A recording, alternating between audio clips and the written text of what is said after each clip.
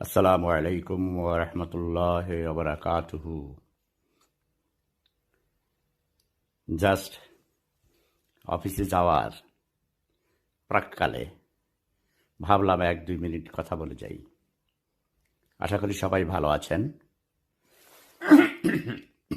Sorry, গলা একটু ঠান্ডা লাগা আছে। আমাদের এখানে এখনো প্রচণ্ড শীত। তো আমি শুয়ে শুয়ে যখন আমার সময় হয়, ইদানিং ইউটিউব বেশি বেশি দেখি। মিজানুর রহমান আজহারী সাহেবের প্রেমে পড়ে গেছি। সত্যি তার অদ্ভুত উপস্থাপনা, সহজ সাবলীল ভাষায় বাংলা, ইংরেজি এবং আরবি তিনটি ভাষাই তার অনেক বেশি দক্ষতা এবং তার উপস্থাপনা, শব্দচয়ন, শব্দ প্রক্ষেপণ। তিনি অনেক বড় একজন অভিনেতা। আমি হলিউডে অভিনয় করি, বলিউডে অভিনয় করি, অস্ট্রিয়ার থিয়েটারে 3টা থিয়েটারে অভিনয় করি, অনেকগুলো সিরিজে, শতাধিক সিরিজে অভিনয় করেছি এবং ফিল্মে, মুভিতে অভিনয় করেছি, স্টেজে অভিনয় করেছি, মডেলিং করেছি। কিন্তু আমার চেয়ে তিনি অনেক বড় অভিনেতা। আমি সত্যি মিজানুর রহমান আজহারীর প্রেমে পড়ে গেছি। তার মেধার কাছে, তার উপস্থাপনার শক্তির কাছে, তার সম্মোহনী ক্ষমতার কাছে। He is a very good, I think he is a very big or a great hypnotiser. হ্যাঁ, প্রেম সাম্রাজ্যের মহান অধিপতি, মহান প্রেম সম্রাট শেফাতুল্লাহ শেফুদা, যার পৃথিবীতে billions and billions of fans, crore crore ভক্তবৃন্দ আছে, সেও মিজানুর রহমান আজহারীর প্রেমে পড়ে গেছে। লাভ ইজ পাওয়ার। এই প্রেমের অর্থ এটা নয় যে একজন ছেলে আর একজন মেয়ের প্রেমে পড়েছে অথবা মেয়ে ছেলের প্রেমে পড়েছে। আমার কোটি কোটি প্রেমিকা আছে, ওকে? তো আমি যেটা বলছিলাম, প্রথম প্রথম তাকে আমার খুব বিরক্ত মনে হয়েছে। তাকে আমি বকাবকিও করেছি। তাকে জামাতের এজেন্ট হিসাবে তাকে কিছু শব্দ বোমাও মেরেছি। কিন্তু এখন তার প্রতি আমি কনভিন্সড, ইসলামকে তিনি সহজ সরলভাবে মানুষের কাছে, বিশেষ করে নতুন প্রজন্মের কাছে, আমার পিঁপড়া বাহিনীর কাছে যেমন করে আমি গ্রহণযোগ্যতা অর্জন করেছি আমার সহজ সরল বক্তব্যের জন্যে, আমার সরল ভাষায় লেখার জন্যে, আমার কবিতার জন্যে। আমি কোনো কঠিন শব্দ ব্যবহার করি না এবং জটিল করে বলি না, সহজ সরল করে বলি। যেটা মনে আসে সেটা মুখে প্রকাশ করি। এতে করে আমার ভক্ত শব্দটা আমি ইউজ করতে চাই না, আমাকে ভালোবাসে এমন মানুষের সংখ্যা দিন দিন বেড়েই চলেছে। কখনো কখনো কিছু কিছু লোক হিংসা করে, আমার বিরুদ্ধে কিছু কথা বলে, তিলকে তাল করে অতিরঞ্জন করে, যা বলেছি সেটাকে কাটছাট করে, যেটা আজকে মিজানুর রহমান আজহারী সাহেবও বলেছেন। তার অনেক পুরনো বক্তব্য, 3-4 বছর আগের ভিডিওগুলোকে, বক্তব্যকে, ওয়াজকে কাটছাট করে বিভিন্নভাবে বিভিন্নজন তাদের উদ্দেশ্য প্রণোদিত হয়ে তারা তাদেরকে হেয় প্রতিপন্ন করার মানসিকতা নিয়ে তাকে মানুষের কাছে তিনি যেন এত বেশি গ্রহণযোগ্যতা না পান, সেজন্য বক্তব্য রাখে, ভিডিও তৈরি করে, অডিও তৈরি করে। সেটা ঠিক নয়। আমার বিরুদ্ধে এইভাবে তিলকে তাল করে আমি যা বলিনি, একটা বলেছি, একটা কথা যেমন বলা হয়েছে, কখনো নামাজ পড়িবেন না, নামাজের ধারে কাছেও যাবেন না,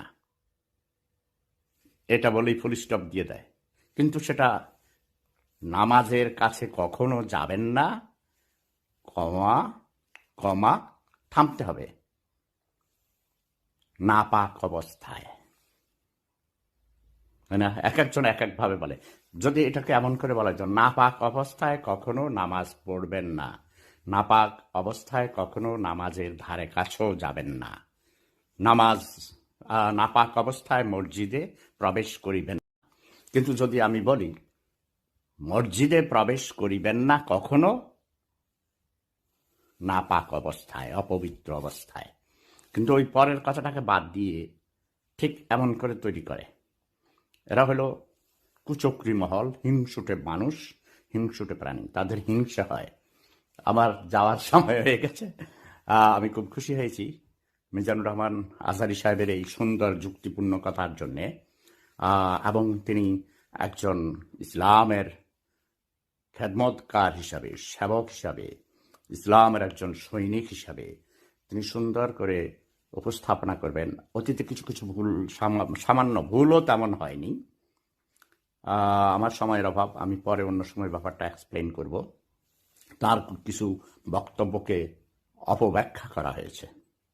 বিবি খাদিজা সম্পর্কে যে কথাগুলো তিনি বলেছেন, আমি সেগুলো প্রথমেও শুনেছি, পরবর্তী শুনেছি, এবং উনি কোনো অশ্লীল করে নবীজিকে অসম্মান করার জন্য কথা বলেননি। বিবি খাদিজাকেও তিনি অসম্মান করেননি। কিন্তু কিছু কিছু লোক তার হিংসা পরায়ণ হয়ে তাকে অসম্মান করার জন্যে তাকে ভুল ব্যাখ্যা করে, এমনটি আমার বেলায়ও করেছে। তো সবাই ভালো থাকুন, সুস্থ থাকুন। প্রেম ধর্ম সেরা ধর্ম। Love is power, love is peace, love is happiness, love is life, love never dies. জয় জনতা, জয় মানবতা। ও আরেকটি কথা, রীতা দেওয়ান তার দুটো মেয়েকে নিয়ে হাত জোড় করে করজোড়ে ক্ষমা চেয়েছেন একটি টেলিভিশন চ্যানেলে এসে। সেটা আমি দেখেছি। ভুল মানুষ করে, কিন্তু তিনি ইচ্ছাকৃত ভুল করেননি। ওটা আসলে ওদের যে পালা গানের নিয়ম। তিনি প্রভু বলতে, ঈশ্বর আল্লাহ ভগবান বলতে প্রকৃত ঈশ্বর আল্লাহ ভগবানকে বোঝান নাই। একজন আরেকজনকে মানে পরাজিত করার জন্য তারা কিছু কিছু টেকনিক অ্যাপ্লাই করে। ছোটবেলা থেকে আমি এসব অনেক পালা গান দেখেছি। আমাদের গ্রামে হতো, গ্রামের বাড়িতে এবং বাজারে এইসব, মানে আমাদের কালীর বাড়িতে, বিভিন্ন জায়গায় এসব শীতের সময় এসব হয়।